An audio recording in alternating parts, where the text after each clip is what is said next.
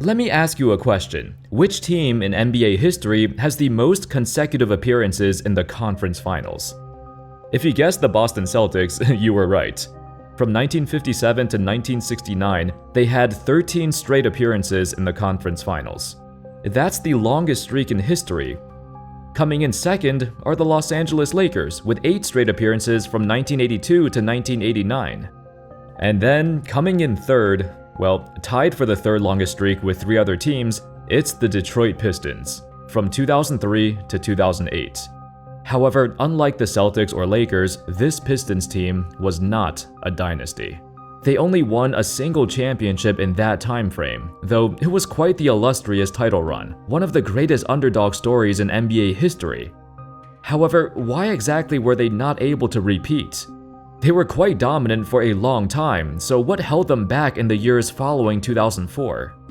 How's it going, folks? My name's Andy, and let's take a detailed look at why the Detroit Pistons were not able to get another title. Now, first things first, what separated the Pistons from those teams I mentioned earlier is that nobody expected them to be this good. Before they started their string of 6 consecutive conference finals, they were viewed as being a team with a ragtag group of players, none of whom were considered championship-caliber starters. Some guys, like Chauncey Billups, was the 3rd overall pick in 1997, but he played for 4 different teams in his first 5 seasons before signing with the Pistons in the summer of 2002. Rip Hamilton was also acquired in the same summer via trade, where the Pistons got rid of Jerry Stackhouse, who was jacking up like 20 shots a game on horrendous efficiency. These acquisitions, combined with the intensity of Ben Wallace and later on Rasheed Wallace, created a roster that had a well-defined identity as the toughest, grittiest, most rugged team in the NBA. None of these guys won anything before, so they were very hungry. The 2004 finals was the epitome of that. Despite being huge underdogs, they toppled the Giants in a dominant 5-game series. While they did continue to make it deep into the playoffs, reaching the conference finals every year until 2008, the path to win another title eluded them. Their biggest issue was their lack of a true superstar, and even though they won a title without one, the rest of the NBA got stronger while the Pistons kinda stood in the same place. I don't want to discredit the Pistons title, but the Eastern Conference was at its weakest point when they won it. Though there is one thing I should mention, and y'all probably are aware of it. In the 2003 draft, the Pistons had the number 2 pick, and they drafted Darko Milicic. Had they taken Melo or Bosh or D. Wade instead, they could have had a true dynasty, a superstar for the next decade, and there's no question they'd be among the greatest teams in NBA history. It's a huge, huge what if. What if they took literally any of the next 3 picks instead of Darko? History would change forever, but we live in reality, so let's get back to it. In 2005, the Pistons once again reached the finals. This time, however, they'd fall to the Spurs in 7 games.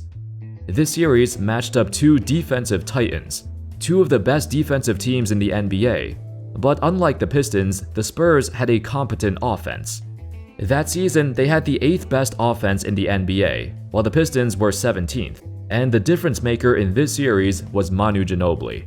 Every other player on both teams struggled to score, but Ginobili came out and dismantled the Pistons' defense. It was also a breakout season for him, the first year he made the All-Star team. Most people, coaches and fans alike, believed that Ginobili should have been the Finals MVP, not Duncan.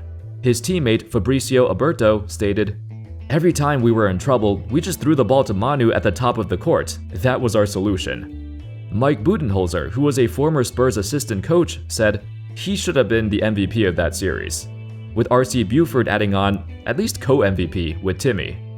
Ironically, Ginobili is exactly what the Pistons were missing in all those years, a guy who you can throw the ball to and create his own shot when you need a bucket. Their wing players, Rip Hamilton and Tayshaun Prince, were primarily off-ball players, guys who'd catch and shoot or run off screens to get open. They weren't really playmakers. This would be the start of a running theme for the Pistons' losses as the years went by. While they were a fiercely tough defensive team in the paint, they would get picked apart by faster, athletic wing players. Also, I should mention, the Pistons lost some key role players compared to the year before, essentially replacing Mehmet Okur and Corliss Williamson with Antonio McDyess. The addition of McDyess turned them into literally the slowest team in the NBA. They were dead last in pace, and they sorely missed the toughness of Williamson on the wings and the shooting of Okor.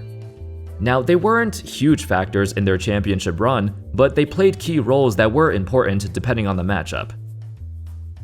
Moving on, prior to the 2005-06 season, the Pistons made a monumental decision to get rid of Larry Brown, mostly for two main reasons.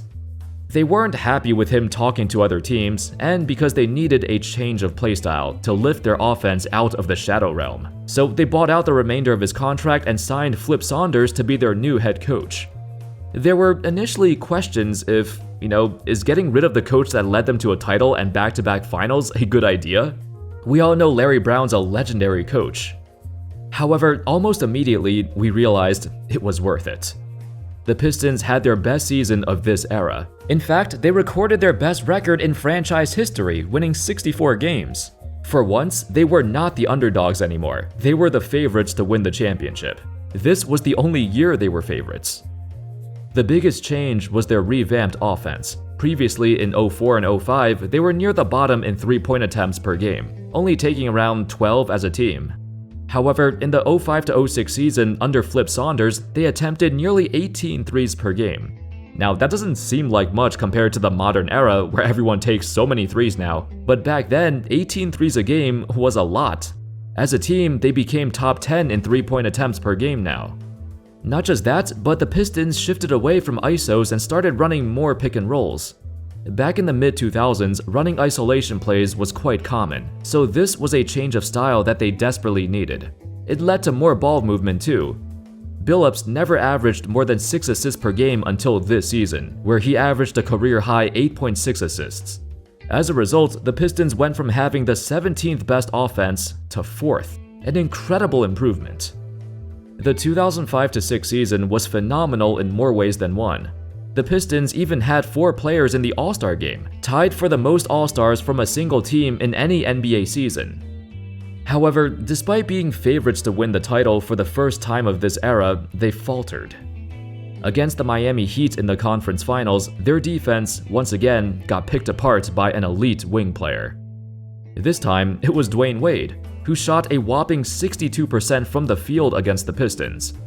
Shaq shot 66% from the field.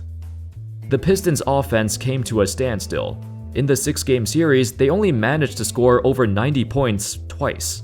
As a team, they shot under 40% from the field in that series. Despite having such a great season, their weakness in the playoffs showed again, getting abused by an elite wing player and not having any response to that. The Pistons don't have a true superstar they can throw the ball to and draw a foul or get a bucket. When their offense is stagnant, it doesn't recover. The Miami Heat were also a great defensive team, and against any good defensive team, the Pistons' offense still looks terrible.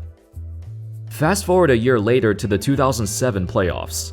The biggest change over the offseason was the loss of Ben Wallace. Instead, he got replaced by Chris Webber, who, at this point, he was getting too old and way out of his prime.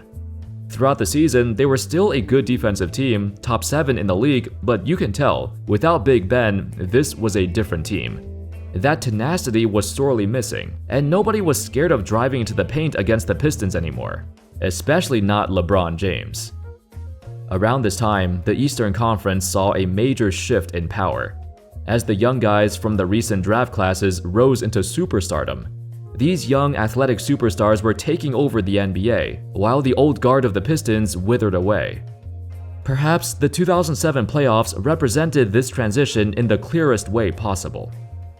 While LeBron struggled for most of the series, it was Game 5 that captured the attention of the entire world.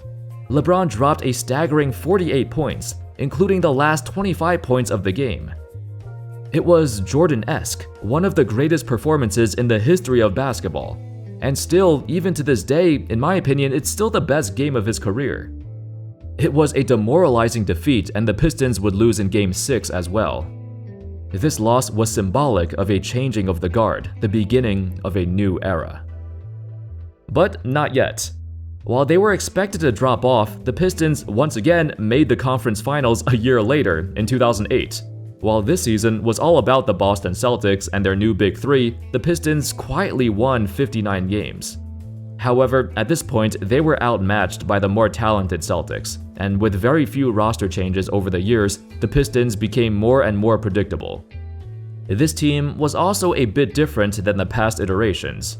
Antonio McDyess moved into the starting center spot, and their front court was now one of their weak points, with Rasheed getting older as well.